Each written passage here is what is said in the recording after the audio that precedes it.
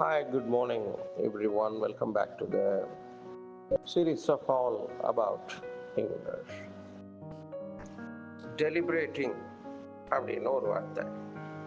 டெலிபரேட்டிங்னா என்னன்னா, before taking a decision, careful analysis, thinking, discussion, இதெல்லாம் செய்கிறோம்ல, கலந்தாய்வு பண்ணுறது, ரொம்ப யோசிச்சு தீர்க்கமாக முடிவெடுக்கிறதுக்கு முன்னாடி பலதரப்பட்ட விஷயங்களை கருத்தில் எடுத்துக்கிட்டு சிந்திக்கிறது, இந்த மாதிரி விஷயங்களை டெலிபரேட்டிங் அப்படின்னு சொல்லுவாங்க.